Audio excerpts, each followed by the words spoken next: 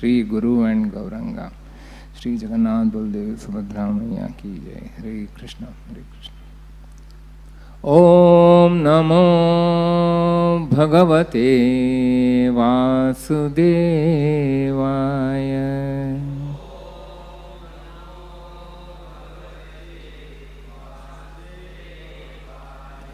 ओम नमो भगवते वासुदेवाय।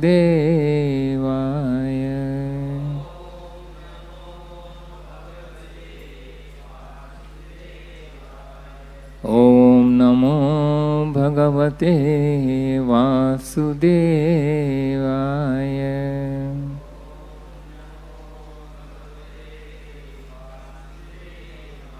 नारायणं नमस्कृत्यं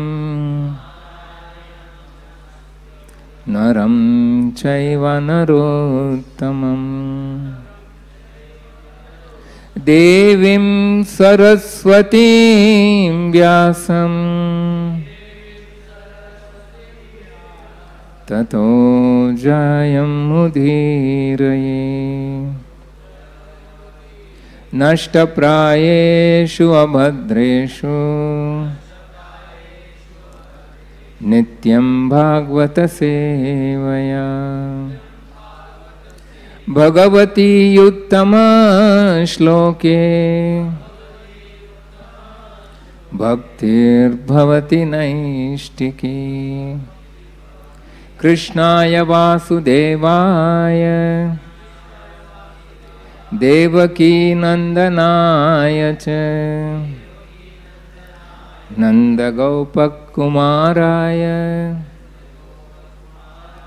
गोविंदाय नमो नमः। नमः पंकजनाभाय नमः पंकजमालिने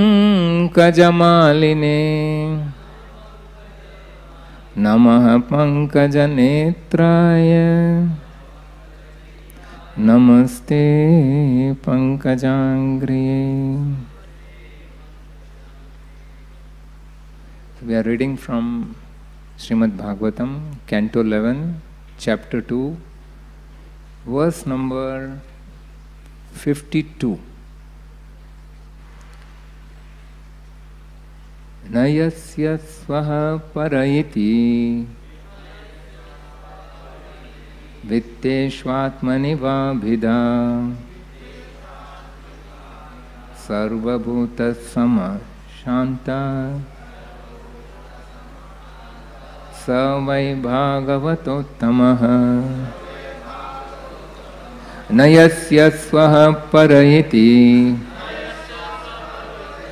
वित्तेष्वात्मनि वाभिदा सर्वभूतसमशान्तः स वै भागवतोत्तमः। न यस्य स्वः पर इति वित्तेष्वात्मनि वाभिदा सर्वभूतसमशान्तः स वै भागवतोत्तमः।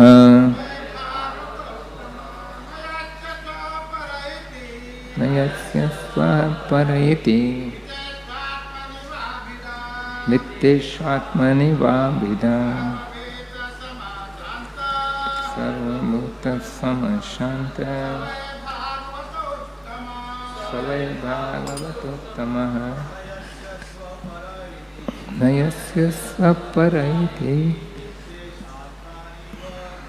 वित्तेष्वात्मनि वाभिदा।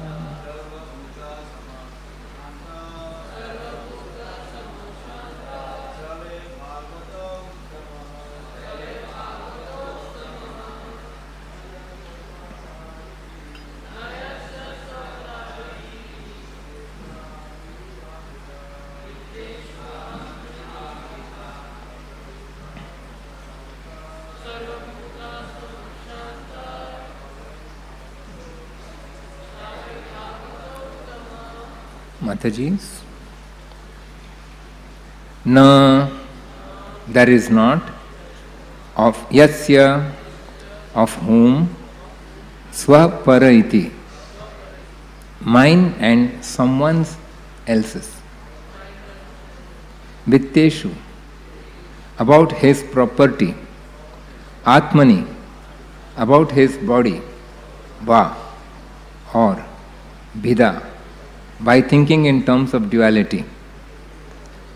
Sarva Bhuta, to all living beings.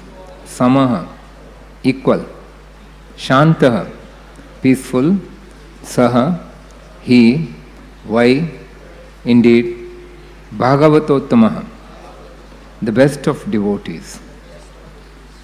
Translation by disciples of His Divine Grace A.C. Bhaktivedanta Swami Srila Prabhu. When a devotee gives up the selfish conception by which one thinks, this is my property and that is his, and when he is no longer concerned with the pleasures of his own material body or indifferent to the discomforts of others, he becomes fully peaceful and satisfied. He considers himself simply one among all the living beings who are equally part and parcel of the Supreme Personality of Godhead. Such a satisfied Vaishnava is considered to be at the highest standard of devotional service. Purport. The vision described by the phrase Sarva Bhuta Sama, seeing all living entities equally, does not include one's vision of the Supreme Personality of Godhead. In this connection, Srila Madhvacharya has quoted from the Hare Vamsha as follows. Na kvapi jivam vishnutve samashrutau moksha evava. Under no circumstances should one consider the living entity equal to Lord Vishnu, either in conditioned life or in liberation. The impersonal speculative philosophers are fond of imagining that although in our present illusion we appear to be individual entities, at liberation we shall all merge into God and be God. Such wishful thinkers cannot reasonably explain how the omnipotent God should arrive at the embarrassing position of having to enter a yoga studio, pay weekly fees, press his nose and chant mantras to regain his divinity. As stated in the Vedas, Nityo Nityanam Chetanas Chetananam Eko Bahunam Yo Vidadhati Kaman. The individuality or plurality of living entities is not a product of material existence.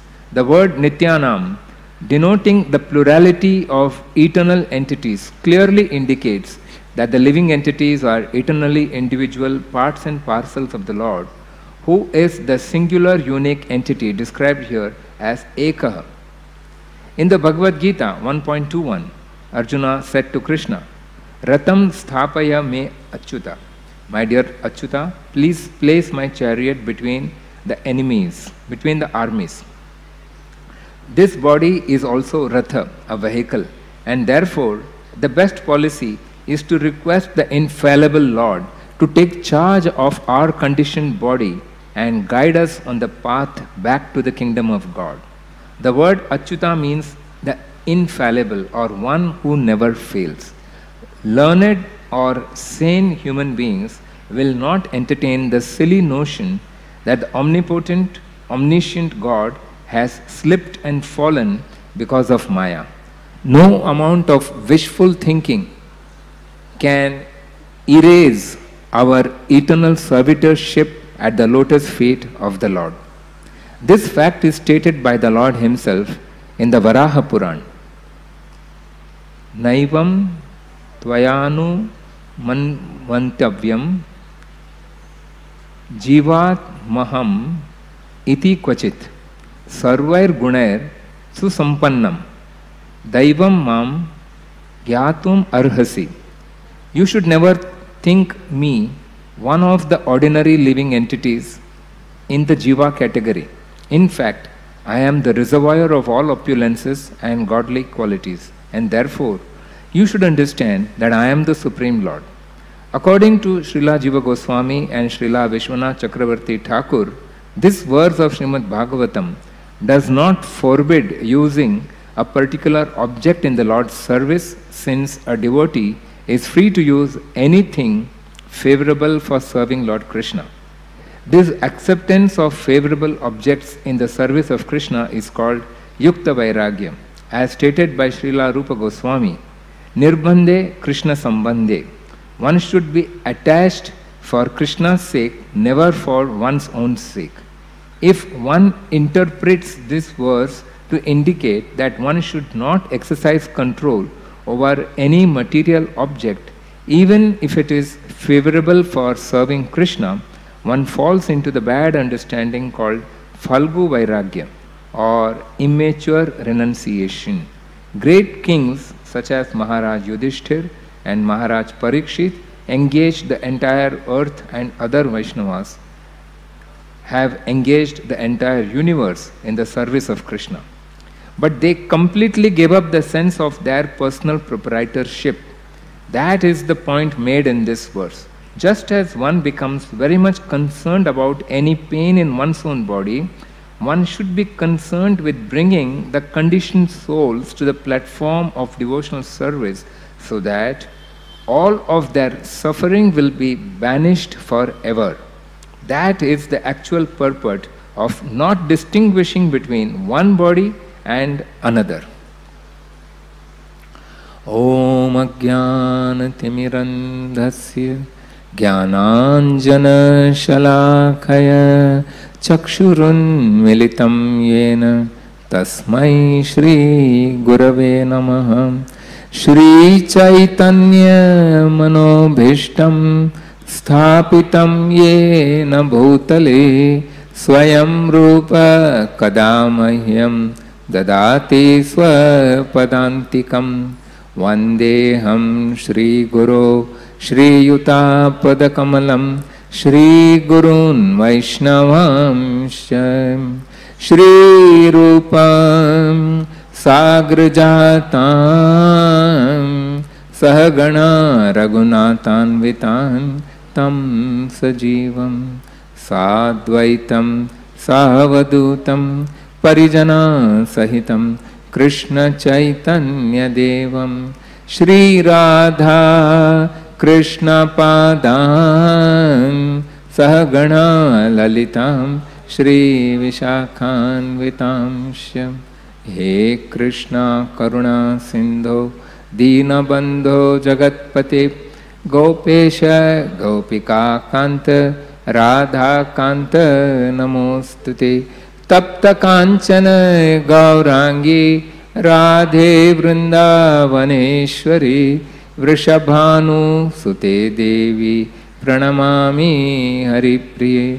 Vancha Kalpatarubhyascha Kripa Sindhubhya Evacha Patitanam Pavanebhyo Vaishnavebhyo Namo Namaha. Nama Om Vishnu Padaya Krishna Pristhaya Bhutale Srimate Bhaktivedanta Swami Niti Namine.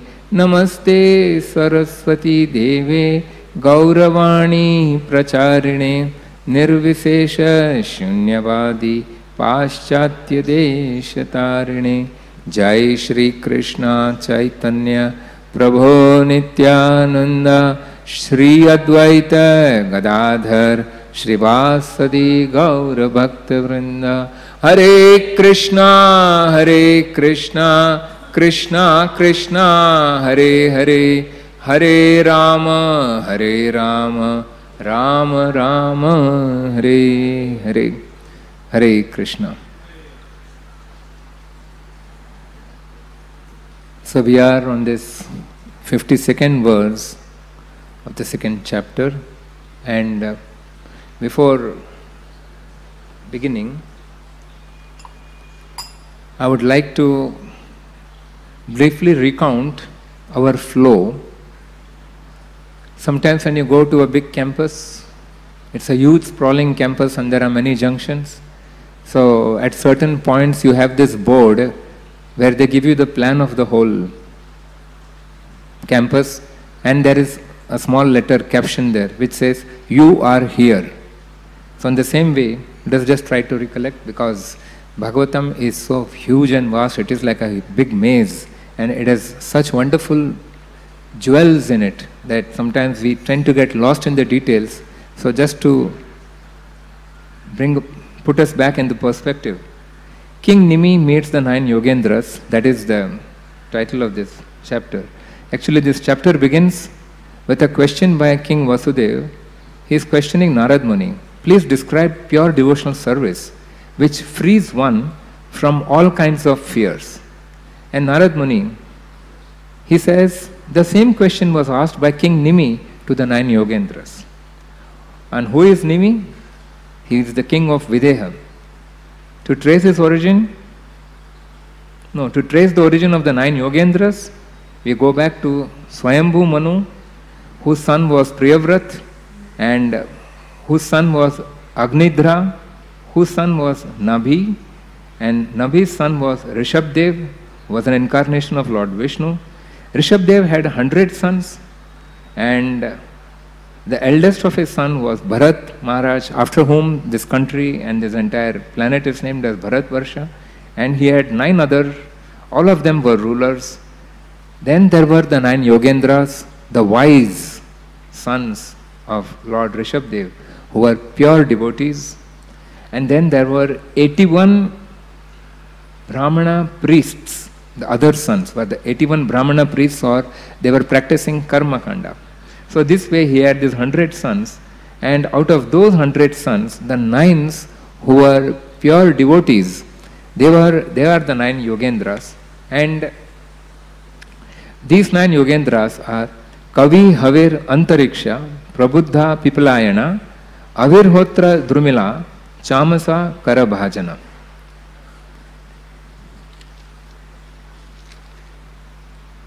In the present context,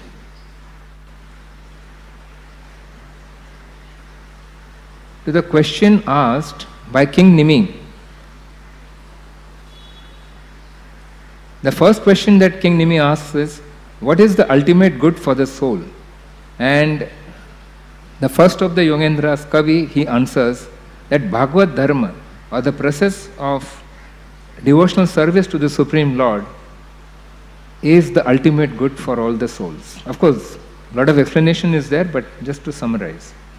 And the second question that King Nimi is posing is, what are the religious principles? That is, what is Dharma?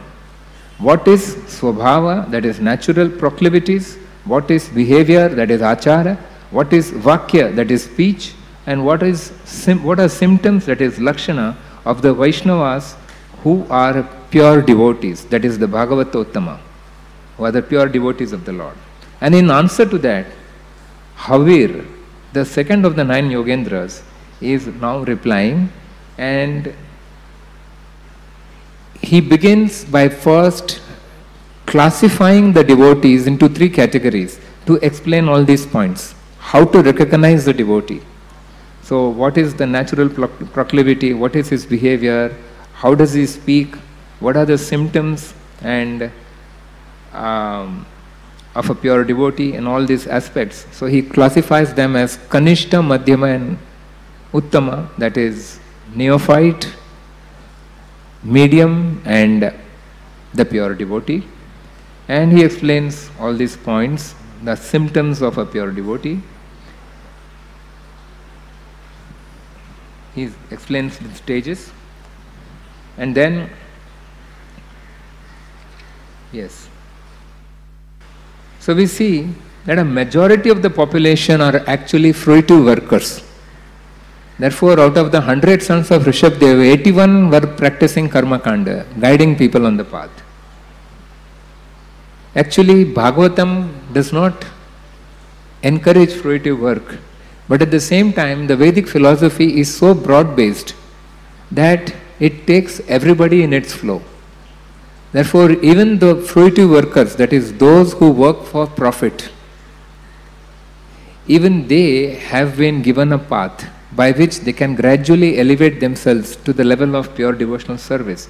And therefore, 81 of King Rishabhadev's sons, they are guiding people on the path of gradually elevating themselves. But the intelligent among those who gradually evolve from that stage, they rise and take to spirituality, that is service to Vishnu. That is, they come to the level of devotional service, and then they cross over the ocean of material existence and go back to the kingdom of God. That is Bhagavad Dharma. So King Nimi now is very eagerly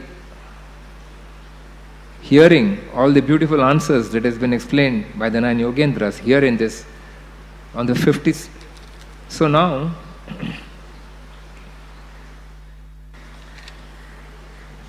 from verse number, I believe, 48, yes, 255 are the answers of Hare. And here I think is, 1 minute. Yeah.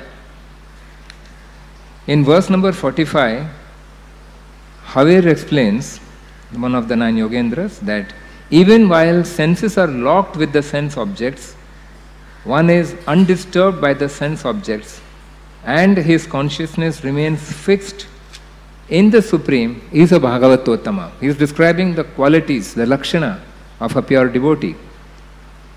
Then in verse number 49, it is said that despite miseries, one's consciousness is still fixed in the Supreme Personality of Godhead.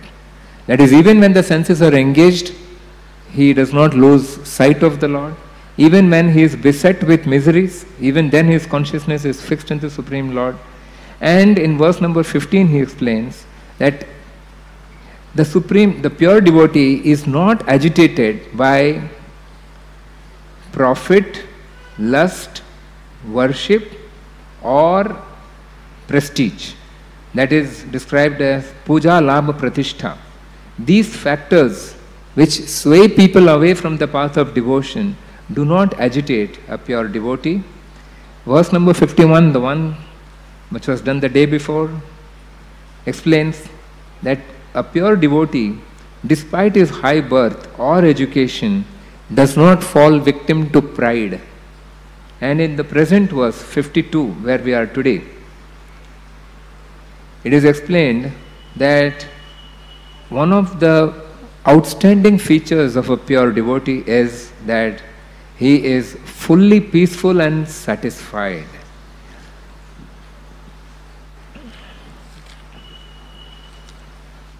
So there are, in today's verse, there are 3 important concepts which are prominently described. First is, it is explained that one has to rise above me and mine. That is the secret to be peaceful. The minute one is trapped in the concept of I, me and mine, janasya moho yam aham mameti, then what happens? One begins to compete. It is mine and yours. One begins to distinguish. The second point that has been discussed is view all equally and learn to be satisfied. Otherwise, one always feels somebody has more than me, I have less, or I am better than the others. So therefore, that concept also one has to overcome. So the idea is to cooperate and not to compete. And Prabhupada beautifully brings out one very important, Prabhupada, that is the disciples of Srila Prabhupada, have very beautifully brought out the concept of Yukta, Vairagya in the purport, which is a solution to so many of the problems. And ultimately the conclusion is the significance of Arjuna asking Krishna to place the Rath in between the 2 armies is to demonstrate that just as he is riding on a Rath, the soul is riding on the chariot of the human body, and the wisest thing for a person to do is hand over the reins of one's chariot, of one's life to Krishna. Just as Arjuna is guided by Krishna, so each one of us, if we allow ourselves to be guided by Krishna, then we are in the safest position. Now, taking up, let us briefly discuss about the first concept. The first concept is, okay, just to bring the whole thing in one composite picture, I recollect one very beautiful conversation that took place between His Holiness Radhanath Swami and one of his disciples, yes. So, she was staying abroad and she came here, and when she met Maharaj, she was in tears. And Maharaj asked her, "Why are you crying?" She said, "Maharaj, I have everything. Everything is going fine for me. A beautiful house, nice children, nice husband, money, even a devotee circle and association. But I don't have your association. And that of the devotees of this temple. I miss them very badly." So in answer, Maharaj pacified her with two very simple points, which is very relevant to today's discussion. First, he says, nothing, even the best experience, will last forever. Things keep moving, situations keep changing in this world. So your best days will surely go. Change is the constant feature of this world. So do not be attached. It was a very wonderful instruction which Maharaj gave. Life is a flow, take it as it comes, but never get attached. Second point was, this is very important and useful for each one of us. He said, if you are not happy with what you have, you will never be happy with whatever you have. It was such a wonderful statement. So in short, what Maharaj said is, be satisfied. Be satisfied with what you have. And this is exactly today's topic of discussion. One of the symptoms of a pure devotee is to be peaceful and satisfied. So, taking up the first point, how to become peaceful, we have this beautiful shloka from the 5th canto of Srimad Bhagavatam, 5th chapter, verse number 8. Teachings of Lord Rishabhdev. Pumsastriyami tu nibhavametad tayor mitho hridaya grantimahu ato griha kshetra sotapta vittair janasya mohoyam aham ameti. The attraction between male and female is the basic principle of material existence. On the basis of this misconception, which ties together the hearts of the male and female, one becomes attracted to his body, home, property, children, relatives, and wealth. In this way, one increases life's illusion and thinks in terms of I and mine. Sex attraction leads to attachment to body, family, property, wealth, etc. Draws one deeper into illusion and distracts one from the goal of human life. That is, the goal of human life is God realization, Bhagavat Sakshatkar. And that happens, along with that, simultaneously, also the other thing happens, and that is self-realization, Atma Sakshatkar. These two go hand in hand. So here, one word is used. The attraction between male and female is the basic principle of material existence. On the basis of this misconception, which ties together the hearts, one becomes attracted to his body. So there is a knot that is tied in the heart. And Bhagavatam directly hits out at this point, gives a solution to this. It is Canto 1, verse number 2, no, chapter number 2, verse number 21. Vidyate hridaya grantis chidyante sarva samshayah kshiyante chasya karmani drishta evatmanishware. So what is the benefit of reading Bhagavatam? What is the benefit of hearing the glories of the Lord, of hearing the pastimes of the pure devotees? It directly unties this knot, frees one from material existence. Only Bhagavatam, pure discussion of the activities of the pure devotees and the discussion of the activities of the Supreme Lord can break this knot. It is a very, very heavy knot which no human effort can untie. Therefore, we have to take shelter of the Supreme Lord. And our acharyas have so kindly given us this wonderful process of Shravanam, hearing the glories of the Supreme Lord. Just like on a regular basis, to treat the disease of this body, we take medicine in small doses. In the same way, by regularly hearing the glories of the Supreme Lord and His pure devotees, the result is it purifies the heart.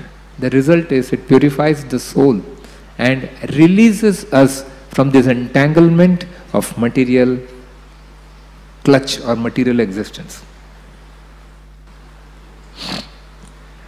And there is another one beautiful shloka in the Bhagavad Gita, chapter 4, verse number 10.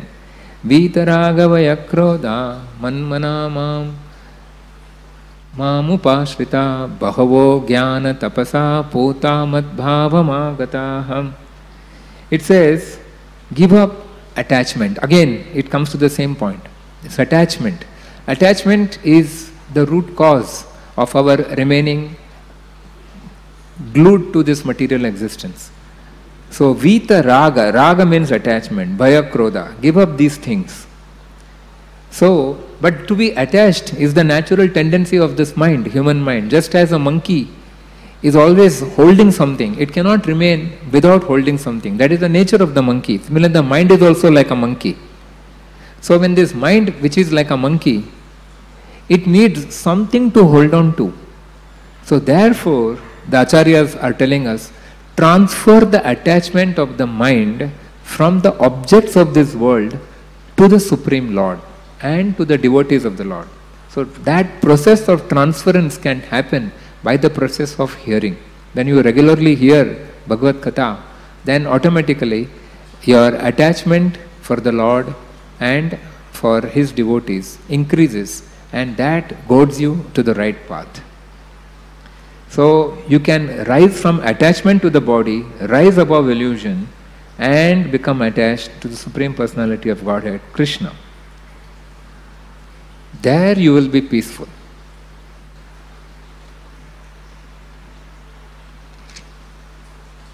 Then we can take up the discussion of the second concept. But before that, I think we will just take up this conception of I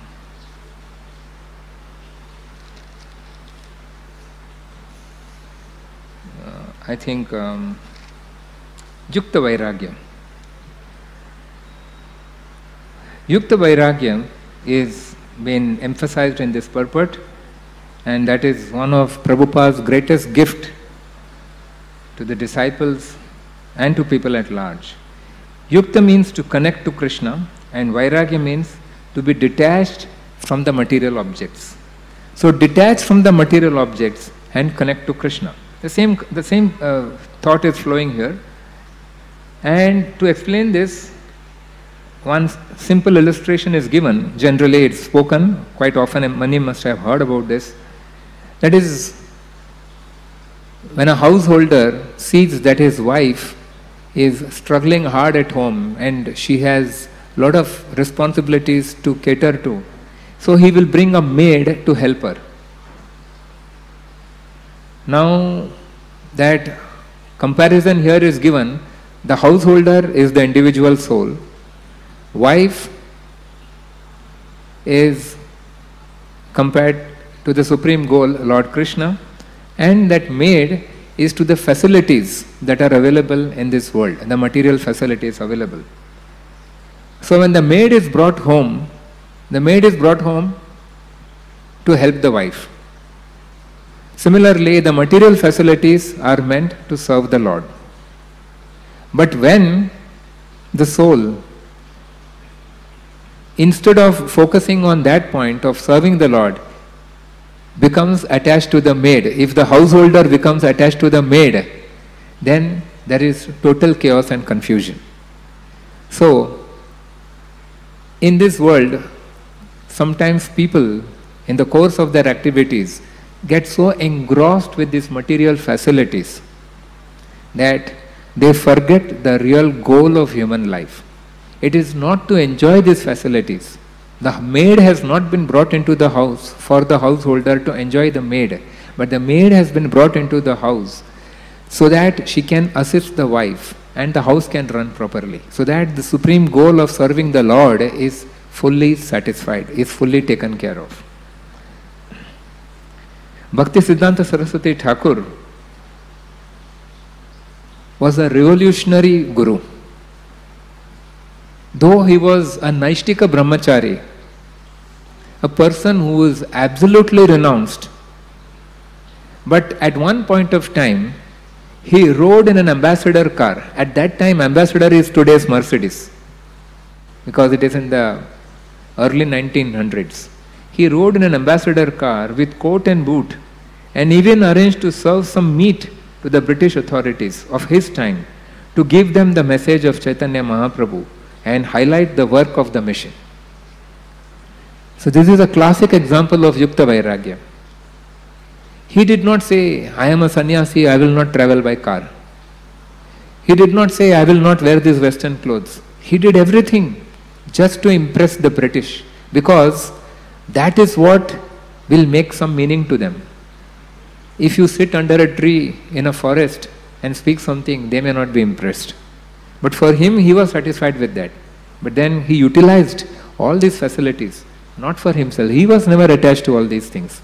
He is the last man who is going to serve meat. But why he did that? He did that just to promote the mission, so that a vast majority of the population can get contact to Krishna and ultimately realize the goal of their life.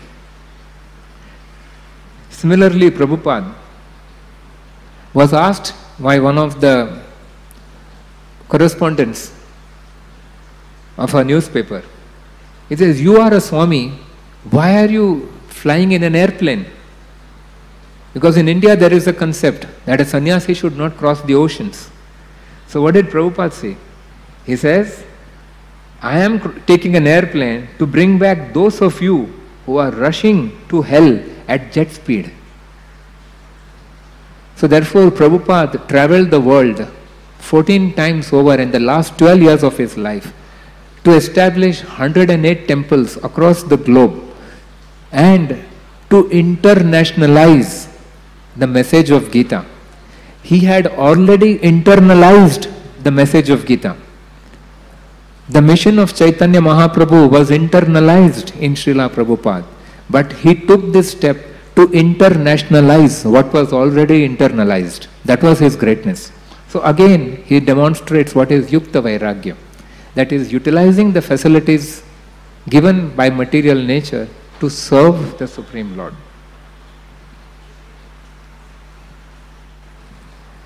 And now, let us come to this point to view all equally.